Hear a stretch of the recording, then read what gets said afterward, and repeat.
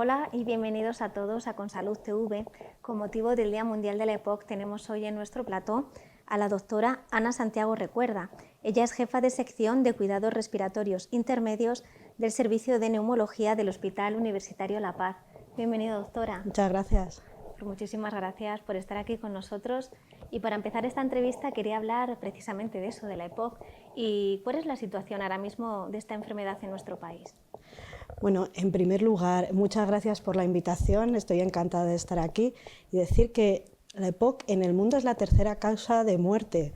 Es verdad que en España las cifras son un poquito mejores porque es la octava causa de muerte en España, siendo hace unos años, a primeros del siglo XXI, era la quinta y ahora ya ha pasado a ser la octava, con lo cual las cifras son un poquito mejores. La prevalencia de la EPOC en España es de un 12%. Siendo algo mayor en hombres, de un 14% más o menos, y un poquito menor en mujeres, de un 9%, pero es verdad que en mujeres está creciendo el número de pacientes con EPOC. Imagino que ese crecimiento también en mujeres tiene relación con el hábito tabáquico, ¿no? Y esa relación tan directa. Por supuesto, es verdad que la EPOC está íntimamente relacionada con el hábito tabáquico. De hecho, la mayoría de los pacientes son fumadores. En España el 31% son fumadores y un 40-42% son exfumadores.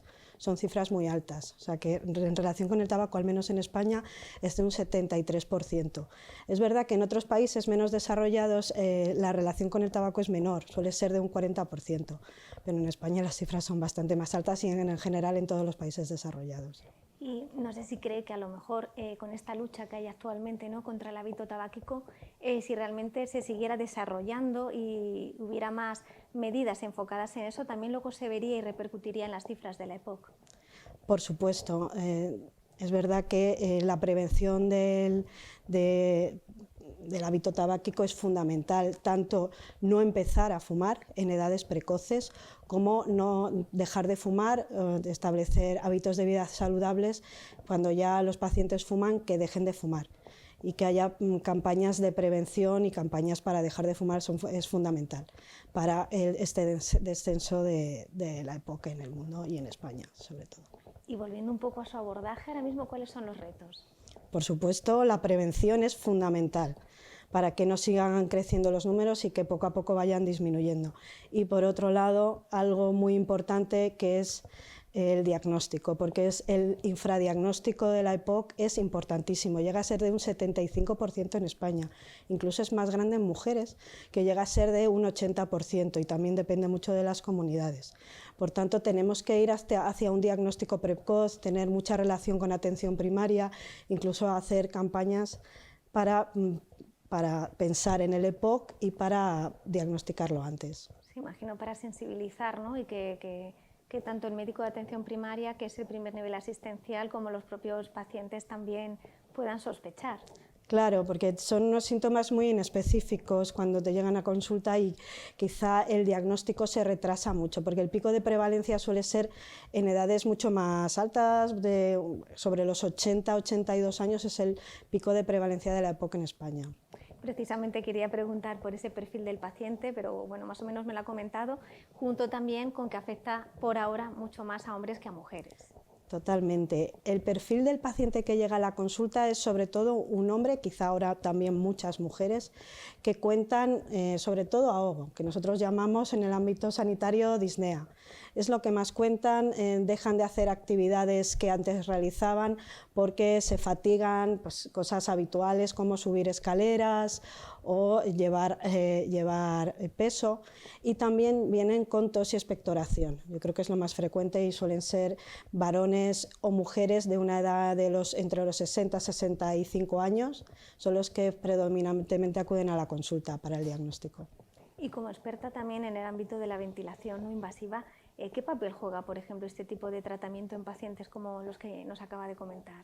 Bueno, has dado ahí en el punto clave para mí. Yo me dedico a la ventilación no invasiva, me dedico a la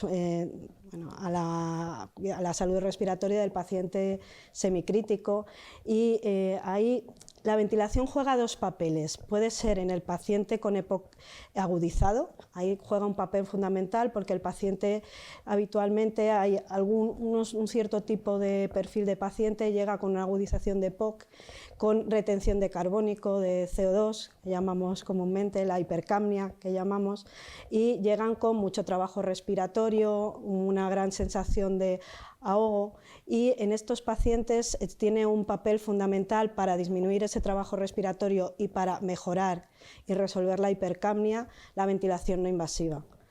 Y ahí jugamos un papel determinante, las UCRIs, las unidades de cuidados respiratorios intermedios, que son fundamentales en todo servicio de neumología y por las cuales tenemos que seguir luchando. Y luego está el papel que juega la ventilación en el paciente con EPOC estable.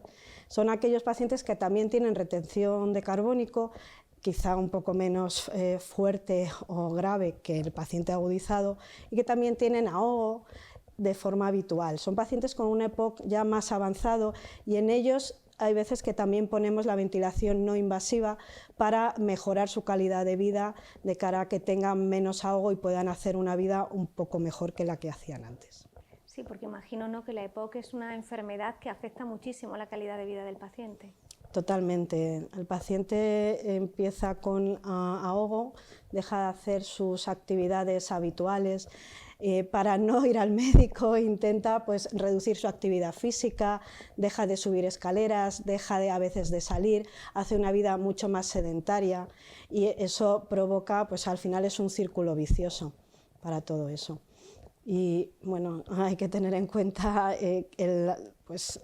que repercute mucho en la calidad de vida los síntomas como la tos, la expectoración y el ahogo. Y además algo también fundamental en algunos pacientes con EPOC que son las agudizaciones. Las agudizaciones, las infecciones respiratorias y todavía más si provocan un ingreso hospitalario, provocan un gran bajón en el paciente. El paciente reduce su calidad de vida al salir del hospital, y hasta que recupera el nivel al que estaba previamente al ingreso, pues le cuesta, puede costar de 1 a 3 meses volver a su situación basal, y mientras más agudizaciones, más repercuten que va a estar peor, se va a notar con más ahogo, incluso a veces ya va a necesitar oxígeno. Luego, antes hemos hablado sobre la relación, ¿no?, de tabaquismo, hábito tabáquico y EPOC. Otro aspecto que también quería hablar con usted es el de la contaminación, tanto interna como externa, que al parecer muchos estudios ya hablan de que supone un empeoramiento o incluso una mayor prevalencia de la EPOC. No sé qué le parece. Estoy totalmente de acuerdo. Realmente solo el 15% de los fumadores desarrollan EPOC, por tanto hay otras muchas causas de la EPOC que tenemos que considerar. Algunas son genéticas, pero son las menos. Y luego está el ambiente de trabajo. Hay algunos trabajos que también trabajan con productos químicos, con humos, con ciertos gases que pueden empeorar la salud respiratoria y disminuir la capacidad pulmonar. Y luego está la contaminación, tanto ambiental, exterior como interior, que también repercute. Y hay múltiples estudios que relacionan pues la contaminación ambiental con una reducción de la capacidad pulmonar. Pero no solo eso, sino que empeora muchos aspectos. La contaminación ambiental produce además una reducción un aumento de la mortalidad por enfermedades respiratorias y también por enfermedades cardíacas. Y se ha relacionado en estudios el aumento de una contaminación más acusada del ambiente con un aumento de la mortalidad. Es más, en los ambientes urbanos suele haber más contaminación y esto repercute en que haya más enfermedades respiratorias.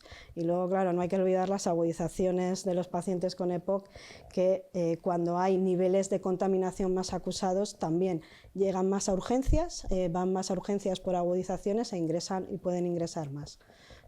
Es muy importante. También luego está la contaminación en interiores, que también hay que hacer hincapié en ello. Quizá a lo mejor en España no haya tanta contaminación por combustión de gases en los domicilios, sí existe eso en otros países, pero sí que hay que tener atención a un cuidado de los aires acondicionados que pueden generar gases que a lo mejor no son beneficiosos para el organismo, o las calefacciones.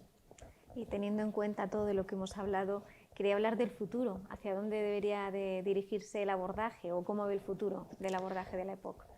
Hay que seguir incidiendo, por supuesto, en la prevención, con campañas de salud para prevenir el hábito tabáquico.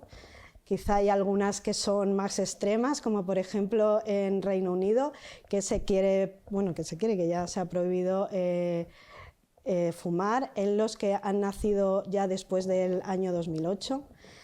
Y luego también el diagnóstico precoz es fundamental y habría que hacer pues campañas, por ejemplo, como una espirometría en los mayores de 50 años, se podría hacer una relación muy estrecha con primaria para poder hacer estas espirometrías y también, no solo hacerlas, sino también saber interpretarlas y saber qué hacer con el paciente. Es una campaña también para tener una relación muy íntima entre la primaria y la especializada, para que también primaria esté muy al pie del cañón para saber cómo se trata al paciente y cuáles son pues, todo el abanico de posibilidades terapéuticas que tenemos.